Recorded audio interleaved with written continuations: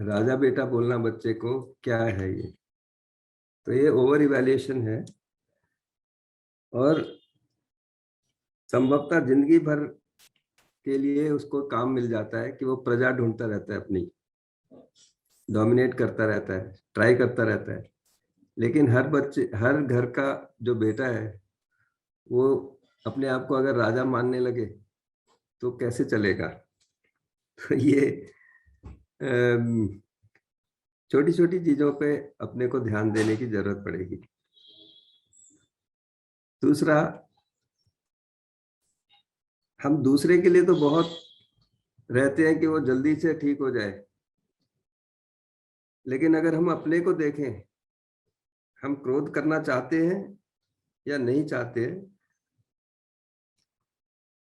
तो नहीं चाहते हैं, लेकिन इतने वर्ष में हमारा क्रोध शांत हो गया है या नहीं हुआ है? तो दूसरे को भी उतना ही समय देना आवश्यक है कि जो चेंज हम दूसरे से एक्सपेक्ट कर रहे हैं वो हम में अगर दिख जाए तो हमको पता चलेगा कि एक्चुअली कितना टाइम लगता है, कितना अध्ययन और अभ्यास करने की आवश्यकता है। और अगर हम उस काम को कर रहे हैं तब जाकर कुछ होने वाला है। अगर हम अभ्यास नहीं कर रहे हैं तब तो वो और भी समय लेगा। तो ये दो बातें हमारे ध्यान में आई थी, हमने कहा शेयर कर दें। अब क्लोजिंग सेशन में हम लोग मेन तो आपका मूल्यांकन सुनना चाहते हैं कि ये पूरे जो 4 सेशंस हैं इसमें आपके ध्यान में क्या बातें आई हैं। लेकिन उसके पहले थोड़ा सा जो बाकी चीजें बची हैं उसको हम लोग थोड़ी सी बात करना चाहते हैं। तो एक तो ये बात कि यूनिवर्सल ह्यूमन वैल्यूज जो है, ये जो परंपरा है उसमें जो भी सत्य के लिए, प्रेम और करुणा के लिए काम हुआ है, सभी के सुख के लिए जो काम हुआ है, वेलबींग ऑफ ऑल के लिए जो काम हुआ है, उसका निष्कर्ष, एक तरह से उसका निष्कर्ष है। ये कोई नई बात नहीं है, ये जो भी परंपरा में चल रहा है उसका निष्कर्ष है। और इसको हम अपनी जांच परख के आधार पर देखने का प्रयास कर रहे हैं। तो एक तो ये इम्पोर्टेंट पॉइंट है। दूसरा, जो भी अभी बात हो रही है मेंटल हेल्थ के बारे में या और भी जो भी बात हो रही है, उसका एक छोटा सा उदाहरण है भूटान इंस्टीट्यूट ऑफ वेलबींग में। जो आप चित्र देख रहे हैं, जो फोटो देख रहे हैं, राधा नॉट चित्र, तो ये Bhutan institute of wellbeing Thimphu के नज़दीक एक गांव है सालूना नाम का, वहाँ पर उनका सेंटर है। और यहाँ पर जो भी प्रयोग व्यवहार हुआ है उसके बारे में थोड़ी सी बात हम रख रहे हैं। तो इन लोगों ने जो ट्रीटमेंट मॉडल है उसमें कुछ इनोवेशंस की है। और बेसिकली ये ट्रीटमेंट सेंटर जो है, ये जो सब्सटेंस अब्यूज के बच्चे हैं, लोग हैं, बुजुर्ग भी हैं, उन लोगों के साथ में इस काम को किया है। और इसका जो एक तरह से संरक्षण का काम है वो भूटान की क्वीन मदर उनके द्वारा होता है। और उनका जो व्यू है उसके साथ, मतलब उनके संरक्षण में इस काम को किया जा रहा है और कई वर्षों से किया जा रहा है। अभी पिछले कुछ वर्षों से इन्होंने ये जो हैप्पीनेस मॉडल जिसको कह रहे हैं, इसका एक्सपेरिमेंट करना शुरू किया है जो सेल्फ के ऊपर फोकस्ड है। तो इसमें 4 चीजें ये लोग करते हैं। एक तो समझ के ऊपर काम करते हैं, कॉन्टेम्पलेटिव एजुकेशन एंड प्रैक्टिस। दूसरा, जो अभी का प्रचलित ट्रीटमेंट है उसको कंटिन्यू कर रहे हैं ये। तो बॉडी के लेवल के ऊपर जो ट्रीटमेंट है और जो काउंसलिंग के लेवल पे ट्रीटमेंट है उस काम को कंटिन्यू कर रहे हैं। उसके साथ में क्या कर सकता है, जो भी उसके बॉडी का स्टेट है उसके साथ में क्या कर सकता है, उसके लिए लाइवलीहुड स्किल्स के ऊपर बात करते हैं, काम करते हैं, प्रैक्टिस करते हैं। तो इनका जो कैंपस है 20 एकड़ में, उसमें खेती भी करते हैं उसके साथ में बहुत सारी प्रोसेसिंग का काम करते हैं, तो लाइवलीहुड स्किल्स के ऊपर भी कुछ काम करते हैं। और चौथा हेल्थ और फिजिकल एजुकेशन के ऊपर ये काम करते हैं। ये 4 काम करते हैं। इसके डिटेल बहुत सारे आपको मिल जाएंगे भूटान इंस्टीट्यूट ऑफ वेलबींग के लोगों से बात करके। उन्होंने बहुत सारा डॉक्यूमेंटेशन तो अभी नहीं किया है, लेकिन काफी सारा प्रयोग करके खूब सारे केस स्टडीज हैं उनके पास में। तो 4 साल हुए हैं। उनका जो सोबर रेट है, सोबर रेट का मतलब आप लोग तो जानते ही होंगे कि जो एडिक्ट्स हैं वो ठीक हो जाएं और ठीक रहें, वापस समाज में जाने का काम कर पाए और वहां पर ठीक ठीक जीने का काम कर पाए, तो उसके हिसाब से इनका अब सोबर रेट 53.3% तक पहुंचा है। और ये लोग काफी एक तरह से कंजर्वेटिव फिगर्स देते हैं। तो ये इनकी जो भी इन्होंने प्रयोग विहार किया है उसमें से हम एक फीडबैक जो एक तरह से रिप्रेजेंटेटिव सा फीडबैक है वो है। और इसमें जिन लोगों का फीडबैक इन्होंने दिया है उनके नाम बदल करके दिया है। तो एक जो इनको इनको क्लाइंट कहते हैं लोग, जो इनके इंस्टीट्यूशन में आते हैं उनको क्लाइंट कहते हैं। तो ये लड़की है यशे लामो करके, तो उन्होंने इतनी सारी चीजें बताई हैं। एक तो आई attempted suicide 5 times. I feel that if I came here before, I would not have even got divorced. तो ऐसे करके उसने बहुत सारी चीजें बताई हैं। और जो इसको समझ में आया है, जिसके आधार पर इनको लगता है कि चीजें ठीक हो सकती हैं, अपने अंदर जो चीजें ठीक हो सकती हैं, तो वो इसने और आगे लिखा है कि I learned that I have a body and mind, that there are 2 kinds of mind. I realized I had been looking for happiness outside. The fact that the mind decides to take suicide and the body dies really was revealing. ये interesting है कि भाई हम सुखी होना चाहते हैं, दुखी हैं, और हम शरीर को बेवजह परेशान कर रहे हैं, उसकी हत्या कर दे रहे हैं, लेकिन सेल्फ तो चलता रहेगा, उसका तो हालत कोई ठीक होने वाला नहीं है उससे। तो ये इनके ध्यान में आया। I realized that real happiness is to be peaceful in mind. तो इतनी सारी चीजें जो हैं, 3 महीने का इनका कार्यक्रम होता है, उसमें इस लड़की को ये कई सारी चीजें समझ में आई। तो एक तो ये कह रहे हैं कि I have a body and a mind. तो जब भी हम किसी के साथ भी बात कर रहे हैं जो कि कोई भी प्रॉब्लम में है, उनको एक तो ये अगर समझ में आता है कि मैं मानव के रूप में, मैं और शरीर के सहअस्तित्व के रूप में हूँ, माइंड कॉन्शियसनेस और बॉडी जो है वो मटेरियल है,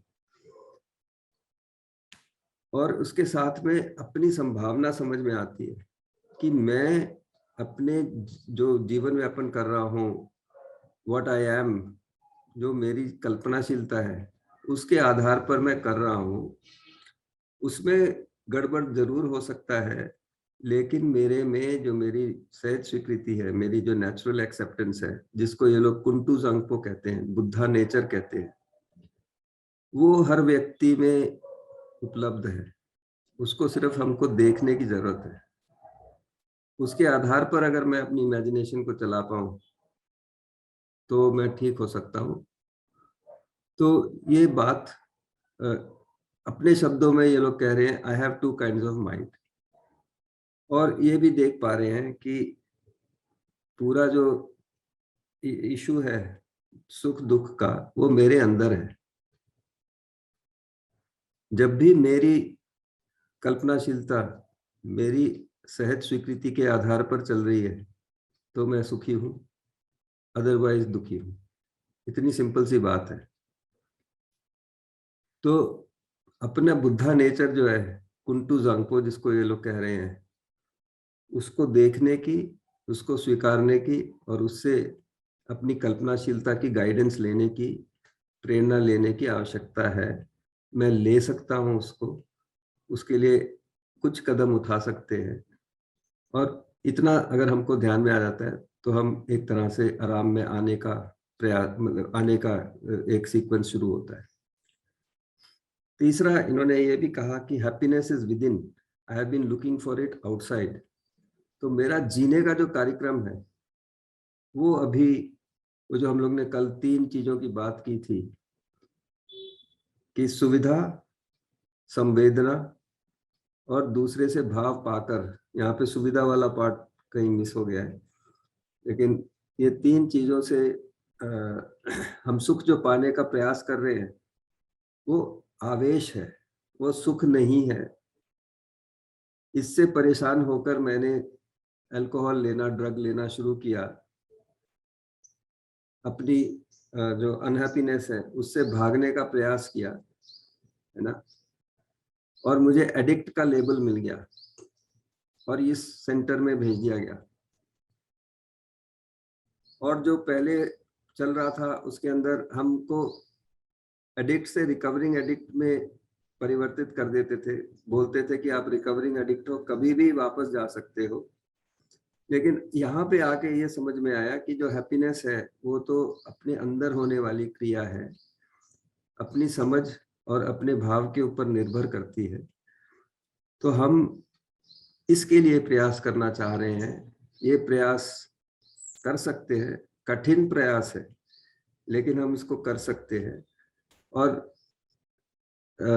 इनका नाम भी हम बता सकते हैं, तेंजिन है। उन्होंने ये कहा कि हम अब निश्चितता से कह सकते हैं कि हम रिकवर्ड, अपने आप को रिकवर्ड लेवल देना चाहेंगे। रिकवरिंग एडिक्ट हमको स्वीकार नहीं है, हम रिकवर्ड अपने आप को देख पाते हैं। उसको ये लोग दौर्जी कहते हैं। दौर्जी का मतलब वज्र, वज्र का मतलब जिसको भेदा नहीं जा सकता, मतलब बाहर कोई भी सिचुएशन हो उसको भेदा नहीं जा सकता। तो घोषणा पूर्वक इस काम को वो, आई मीन इस स्थिति को वो बता पाते हैं तेंजिन। लेकिन यशे जो है उनको कम से कम ये ध्यान में आया कि यहाँ तक पहुंचने का काम हो सकता है, कर सकते हैं, करना चाहते ही हैं। और इसको, इसके पीछे जो गाइड हैं इनके, इनका नाम है दाशो पेमा थिन्ले। दाशो जैसे हम लोग के देश में पद्मश्री होते हैं उस तरह का टाइटल है। इनका नाम है पेमा थिन्ले। अभी ये वहाँ पे गाइड एडवाइजर हैं और पहले सेक्रेटरी एजुकेशन रह चुके हैं रॉयल गवर्नमेंट ऑफ भूटान में, और वाइस चांसलर रह चुके हैं रॉयल यूनिवर्सिटी ऑफ भूटान में। तो ये इनसे आप लोग बात कर सकते हैं। और इनको हम लोग बुलाने वाले थे लेकिन वो अंग्रेजी में ही बात करते हैं, तो इसलिए हमने सोचा कि इनको जो लोग चाहे वो लोग आगे कांटेक्ट कर सकते हैं। जो हम लोग का सुबह का सेशन चल रहा है करीब 1.5 साल से, 5:30 बजे सुबह से लेकर के 7:30 बजे सुबह का, उसमें ये बने रहते हैं। रोज हम लोग मिलते हैं इनसे, तो इनसे कभी भी बात हम लोग कर सकते हैं। तो ये ध्यान में आता है कि जैसे हमने कहा राजा बेटा, उसी तरह से ये जीवनियां हैं।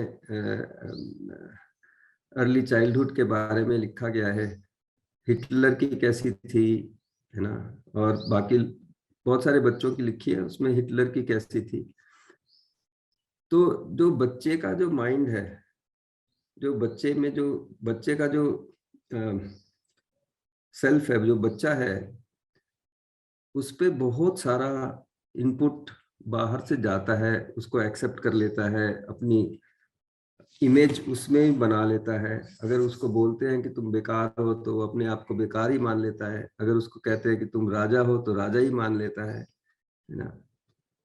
तो ये जो इनपुट मिलता है उसके आधार पर उसका संस्कार, उसका जो देखने की दृष्टि है, वो सारी उस तरह से एक तरह से तैयार होती है।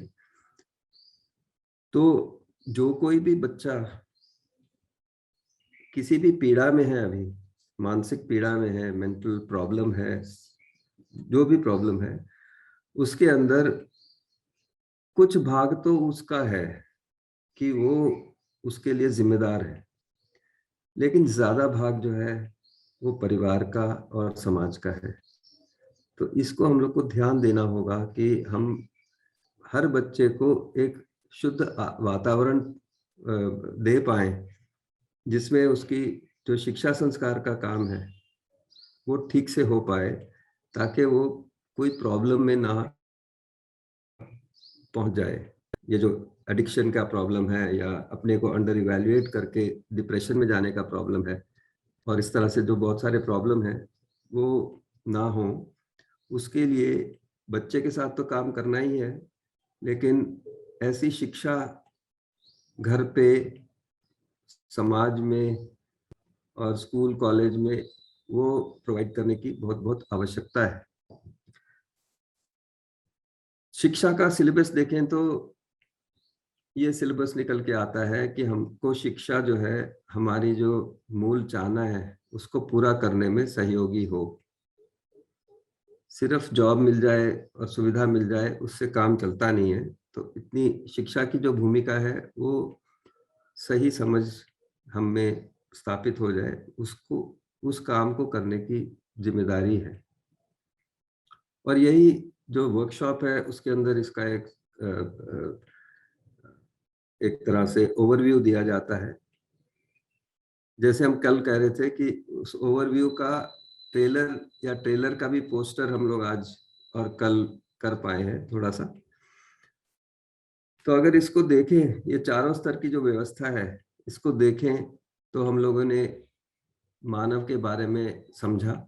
समझने का मतलब इंट्रोडक्शन या एक तरह से उसका पोस्टर दिखाया आपको कि मानव जो है वो मैं और शरीर के सहअस्तित्व के रूप में है, और इसकी डिटेलिंग हम लोग ने कुछ करी। हम लोग अभी इसमें बहुत सारी डिटेलिंग नहीं करेंगे, लेकिन मानव के बारे में, मानव में जो व्यवस्था है उसके बारे में कुछ बात हुई। मुख्य बात इसमें अगर देखें तो जो हमारी कल्पनाशीलता है वो अगर हमारे सहज स्वीकृति के आधार पर उससे प्रेरित होकर, उससे गाइडेड होकर चल रही है, तो मैं व्यवस्था में हूँ। अदरवाइज मैं व्यवस्था में नहीं हूँ। वो काम मेन काम है मानव में होने वाला। उसके साथ में जो संबंध का काम है, संबंध मतलब मानव और दूसरे मानव के साथ में जो व्यवहार है वो ठीक तरह से हो पाता है अगर हम संबंध को समझ पाते हैं, अपने में भाव को सुनिश्चित कर पाते हैं। तो यहाँ पे हम ये क्वेश्चन पूछ सकते हैं कि हम बाहर से भाव पाने में निर्भर रहें या अपने में भाव को सुनिश्चित कर लें अपनी समझ के आधार पर। तो क्या ठीक रहेगा इन दोनों में से?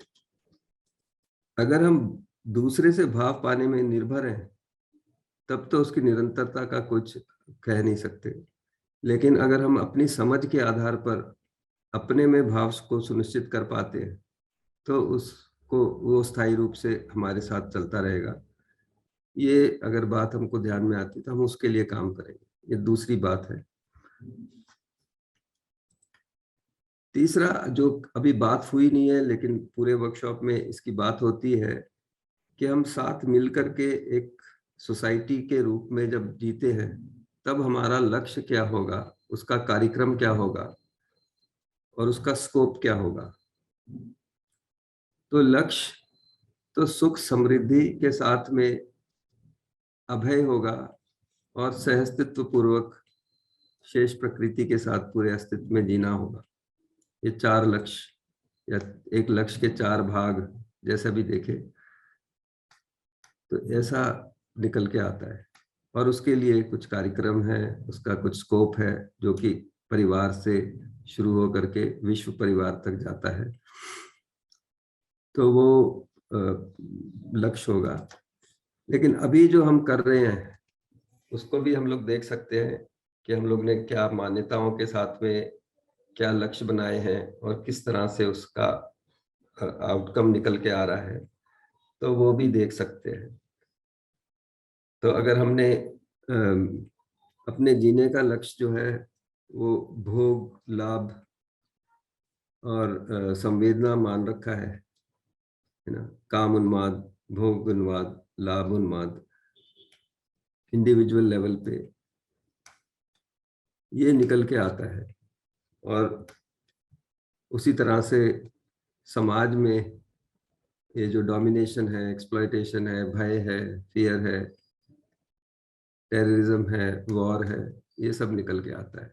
जिस ढंग से अभी पूरा वो भेद के आधार पर हम लोग काम कर रहे हैं,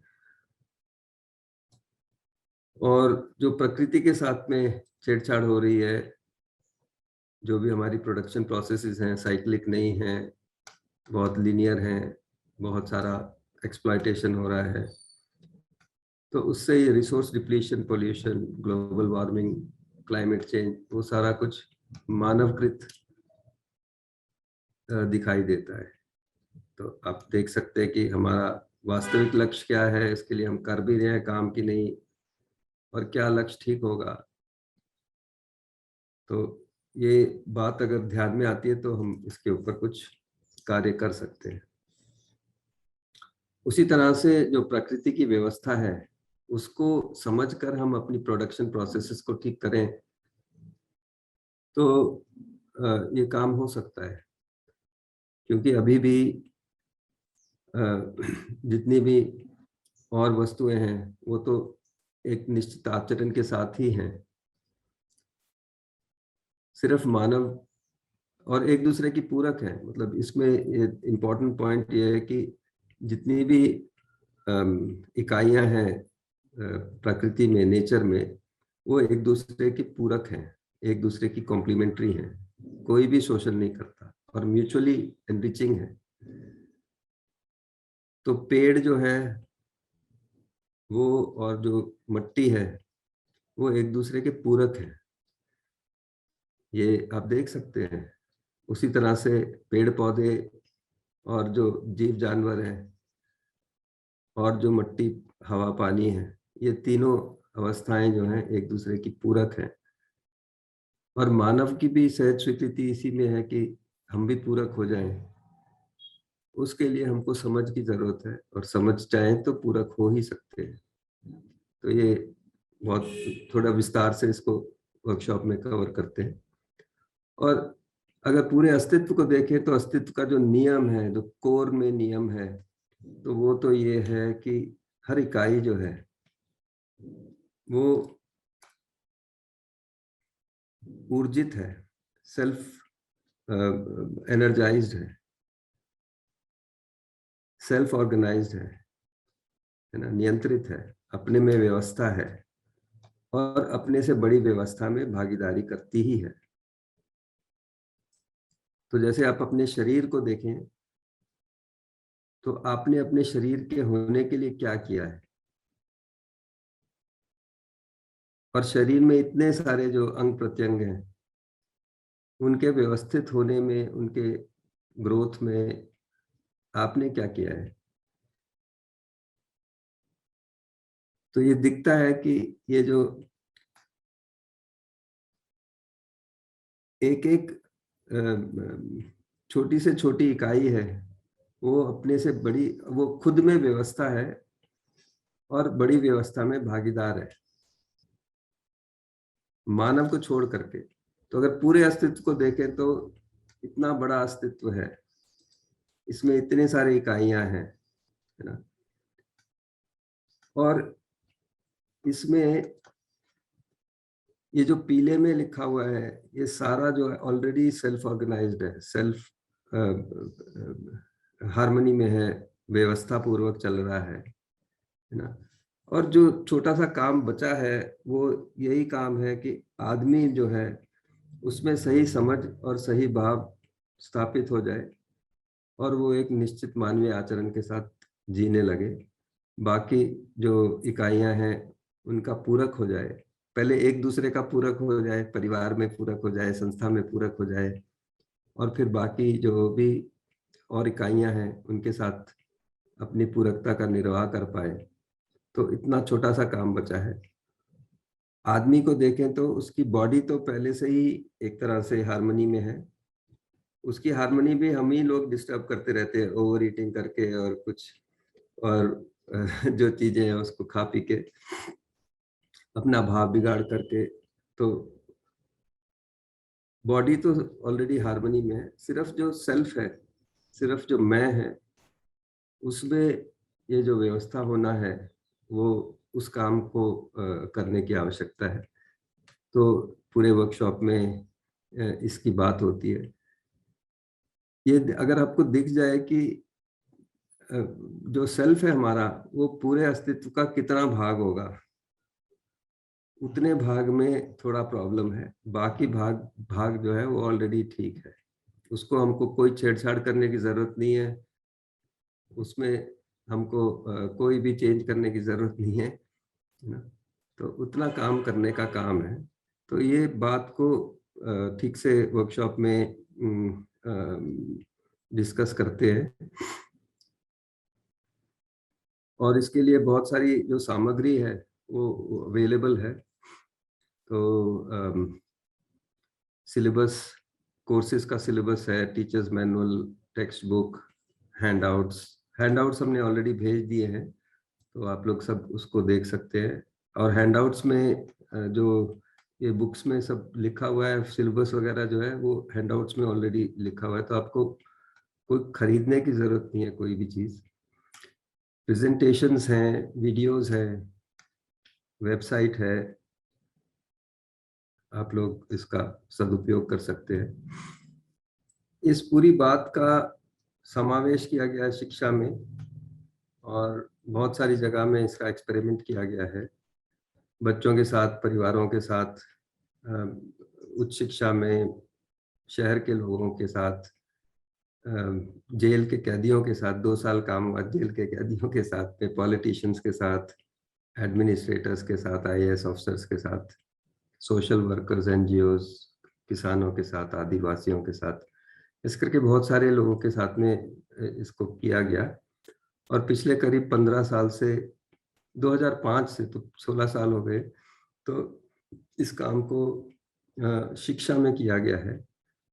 तो करीब 4000 कॉलेजेस से अधिक हो गए थे 2017 तक, 40 यूनिवर्सिटी से ज़्यादा हो गई थी। 2017 में एआईसीटी के माध्यम से अब ये 10,000 11,000 कॉलेजेस में इसका प्रयोग किया जा रहा है। और इसमें कई सारे कोर्सेज हम लोग ने बनाए हैं। ये 4 कोर्सेज हमने यहाँ पे लिखे हैं। इन कोर्सेज के माध्यम से बच्चों तक पहुँचने का काम हो रहा है, और इसमें बहुत सारे बच्चों का जो फीडबैक आता है कोर्स के बाद, और कोर्स के बाद जो पास आउट होने के बाद जिन बच्चों का ध्यान जाता है, करीब हमको लगता है कि 8-10% बच्चों का ध्यान तो जाता ही है, तो उतना काम अभी हो पाया है। और अभी हम लोग ने पिछले अप्रैल से लेकर अभी तक करीब 57,000 लोगों के साथ इस काम को किया है, जिसमें से मतलब ये सारे डिटेल्स हैं उसके, कितने लोगों ने रजिस्टर किया, कितने लोग कनेक्ट हुए, कितने लोगों को सर्टिफिकेट के लिए रिकमेंड किया गया, एंड सो ऑन। तो इसका बहुत सारा डिटेलिंग हमने यहाँ पे लिखा है आपके उसके लिए।